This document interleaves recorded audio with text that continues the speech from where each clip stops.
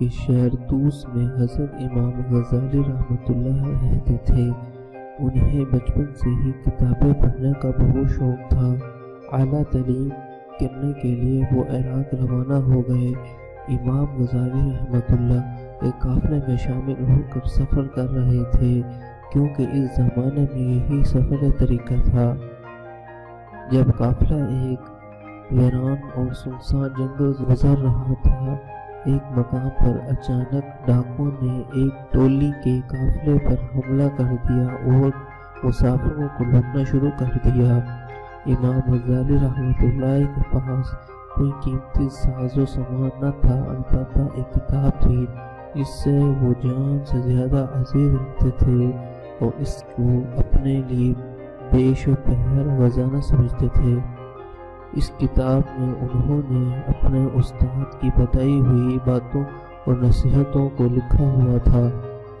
ڈاکو نے ان سے وہ کتاب چھین لی، جس کا امام صاحب رحمۃ اللہ کو بہت دکھ ہوا۔ انہوں نے ایک ڈاکو سے پوچھا، تمہارا سردار کون ہے اور کہاں ہے؟ ڈاکو نے اشارے سے بتایا، وہ سامنے کھڑا ہے، لمبی مونچھوں والا۔ امام غزالی رحمۃ اللہ ڈاکو کے سردار کے پاس پہنچے۔ ڈاکو کے سردار نے اپنے سامنے خود بالہوش نوجوان کو دیکھ کر پوچھا، کون ہو تم؟ اتنے پریشان کیوں ہو؟ کیا تمہیں اپنے مال اور اسباب اور نقدی چھن جانے کا صدمہ ہے؟ امام غزالی نے جواب دیا، میں لٹ گیا، برباد ہو گیا، میرا خزانہ، میری ساری پونجی مجھ سے چھین لی گئی ہے۔ سردار نے حیران ہو کر پوچھا، کوئی زیور یا نقدی وغیرہ؟